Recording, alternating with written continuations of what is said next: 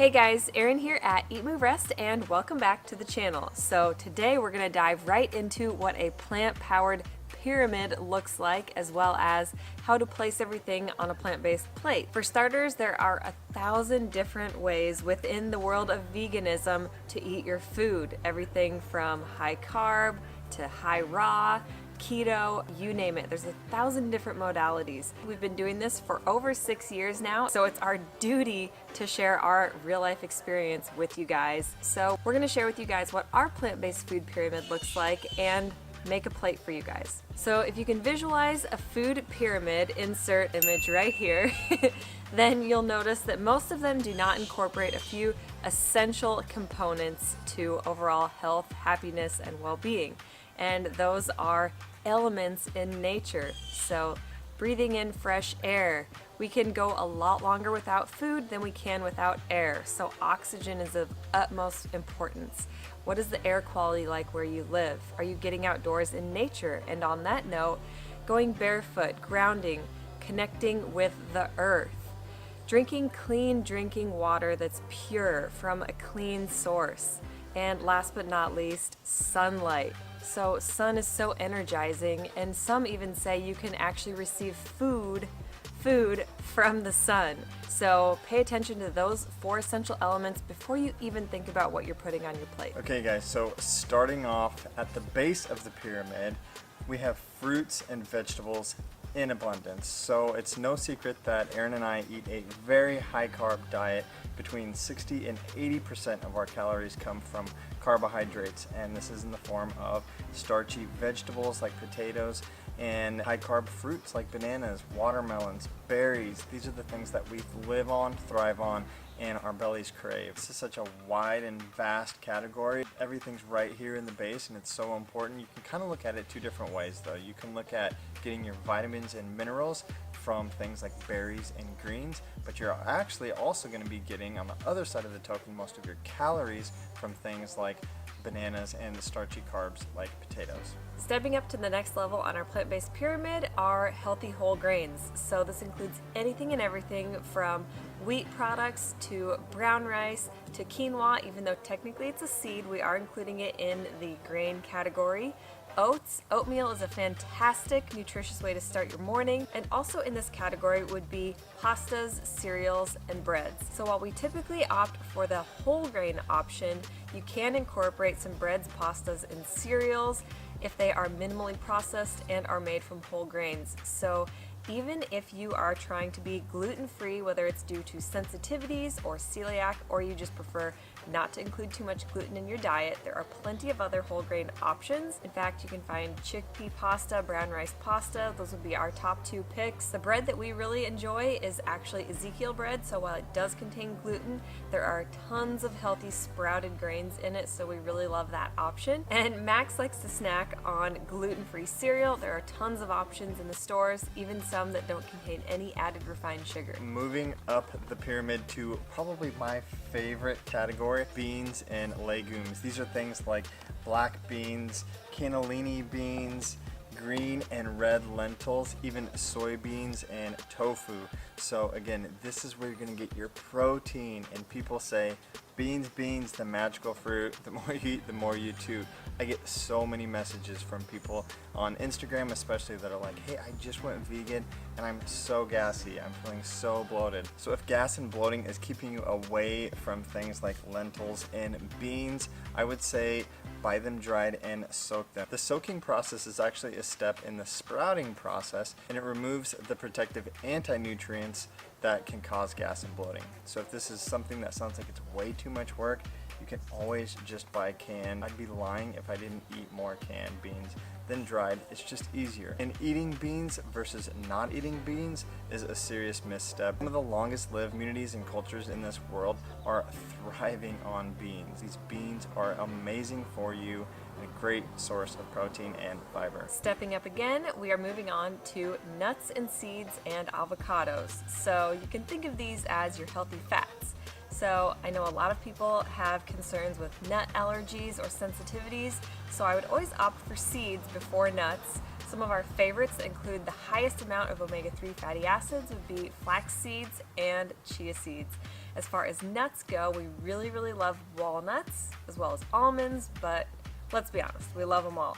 Nut butters also fall into this category. Max's personal favorite is cashew butter, which happens to be super high in iron. It's the highest that we've found. And avocados. Who doesn't love avocado? Dusty and I tend to split an avocado at dinner almost every single night, and it just makes our salads seriously next level. Working all of those healthy fats, it's going to be great for hair, skin, and nails, heart health if you're using a lot of omega-3 fatty acids, as well as brain function. Especially when you have kiddos, babies and toddlers are really going to thrive on a lot more fat than we are as adults. So we typically strive for a high carb diet, and we move nuts and seeds and our fats up higher on the pyramid because typically you don't want to overconsume. Not only are they higher in calories, they can also begin to clog your arteries with cholesterol if you're getting too much saturated fat in your diet. So we tend to move those towards the top for that reason.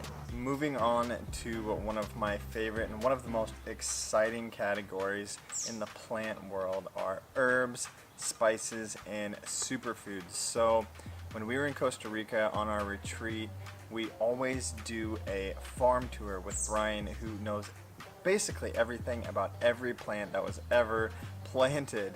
And one of the questions we had was, what's the difference between, herbs, spices, and leafy things like a salad green that you would eat? Basically, it comes down to potency. And things like cilantro and parsley and some of these superfoods and spices are so potent, we just need a little tiny bit to get a massive benefit. So this is why this category is so much smaller. Some of our favorite herbs are parsley and cilantro. They actually keep really well in a jar like this in the fridge. You just clip them, put them in a little bit of water, and put them in the fridge. These are actually also super easy to grow. We grow ours every spring and summer in our little planter bed over here, along with things like basil. Again, they add that extra oomph to your nutrition, and they also add that flavor to your meals. So important.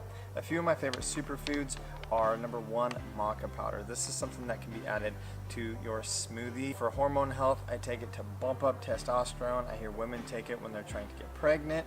And other things like acai powder. This is a super high concentrated antioxidant. And again, we all want antioxidants in our diets to be fighting those free radicals that we're exposed to every day. So yeah. So at the very tip top of our food pyramid would be processed and or refined foods. So these are foods that we very rarely have to purchase. We do have them on hand, but we very rarely use them. So it's going to be things like refined fats, which would be oils. So olive oil, even flax oil. Even though flax is healthy, we prefer to use flax seeds instead of flax oil. That being said, oils can be very important and nutritious, again, for infants and toddler health, just simply because they require a lot more calories and a lot more fats for eye development, brain development, and so on. So if you choose to incorporate oils, keep them at a minimum. But again, say we're going out to a restaurant, a nice Italian restaurant, and there's olive oil on the bread and the pasta, we're not necessarily going to turn it down, but we are going to be cognizant of the fact that yes, we're eating a richer meal, but that's not how we're eating 99% of the time when we're at home preparing our own meals. Again, in this category, it also includes processed foods. So that would be if you were eating a plant-based burger. Of course, it's going to have a lot of added ingredients that may not be the best for you. So we always say make your own, but every once in a while, it's okay to indulge. And also things like refined carbohydrates, aka white table sugar. You can always upgrade a little bit to something like coconut sugar. So this is somewhat unrefined, even though it's still a sugar granule. This would be a great option for baked goods if it's a special occasion like a birthday party. I also really love my go-to pick, which would be dates. So this category again has all kinds of options, even plant-based butters. Almost anything that you can find an animal derivative for, you can also find a plant derivative for these days. So we've even got plant-based ice cream in this category, and we do not shy away from this and a little bit of dark chocolate from time to time after our meals. So don't be afraid of these categories. Don't be so rigid. Do allow yourself to enjoy a treat from time to time. Just know that they're at the very top. And finally, on that note, if you are transitioning or you're just vegetarian and that's where you want to draw the line, this is where we would also add animal products into our pyramid. So not to make the animal products a focal point of your plate, but instead to be crowding out more of the bad with more of the good. So when you're thinking about making your plate, we're going to show you that next, but just be cognizant of how you're arranging your plate, how much of what categories you're putting on there. If you're thinking you really want a big juicy steak on there, instead maybe opt for a very small portion and crowd it out with lots of those fruits and vegetables, whole grains, legumes, nuts and seeds from the other categories so that you can start to transition away from that and reap the benefits. Now let's actually build that plate. We've got our green leafies, which are in fact a vegetable, and we've got a fresh peach. And if you are familiar with Dusty and I's What I Eat in a Day videos, you'll notice that not every plate, in fact most plates we make do not look like this, but this is just the ideal example to show you just how easy, just how beautiful and abundant it can really be to add all of these beautiful colorful whole foods onto your plate, and how filling it can be too. Next up, we're heading into our legumes. So we've got some cooked chickpeas here. Again, legumes are going to be probably your greatest source of plant protein, along with whole grains, but more so legumes. If you wanted to bump up that protein content even more, this is where you could add in the tofu, tempeh, or seitan. For our healthy whole grain, we've got quinoa, and we actually incorporated some more veggies. So we've got peas and corn in it. This was actually part of our meal prep. Yesterday was Sunday, so we prepped a huge batch of veggie lentil stew and quinoa with veggies. Moving on, we're going to add on some of our lentil veggie stew. So this goes in the legume and vegetable category. We've got carrots, beets, potatoes, and sweet potatoes. Dusty's a potato lover, I'm a sweet lover. And last but not least, avocado. So avocados are going to incorporate that fat source for you, which also helps to make a lot of the vitamins and minerals and the other plant foods more bioavailable in your body. So if you guys are interested in seeing what a day of vegan meal prep looks like for us, let me know in the comments below. We would be happy to put something together for you guys. So the next step in the process would be to top this with like salt, pepper, some parsley, maybe some oregano, and or some turmeric even on these chickpeas, just to add in those herbs and spices that we talked about earlier. So additionally, we get like 99.9% of our nutrition from the whole foods that we eat. But in the case that we for some reason aren't, for instance, B12 is a bacteria found in the soil, and with our sterile foods these days, we actually should be supplementing. So for any vegetarians or vegans especially, we recommend vitamin D and vitamin B12. Even those that are eating meat, both of those have been shown to be low in pretty much everyone. So we highly recommend vitamin B12, vitamin D, and if you guys would like to know more about the supplements that we take, comment below and maybe we can do a whole dedicated video. All right, you guys, so there it is. Now we get to fight for who gets to enjoy this plate full of deliciousness. Marriage, we share everything. Be sure to follow us daily on Instagram at Erin Stanzik, at DB Stanzik. Give us a like if you liked this video. Be sure to subscribe. Join us here at the Eat, Move, Rest headquarters. Yes. As always, leave us some love in the comments below. And Eat, move, rest your best, and forget the rest. see you guys. We're Dusty, Aaron, Max, and Bo, and we're the Stanziks. We aspire to live a plant-centric, faith-forward, healthy lifestyle and welcome all of the adventures that accompany it. Join us every week as we blend, chop, juice, run, lift, ride, and master our minds in between on the ultimate quest to find better balance, deeper connection, and true happiness within.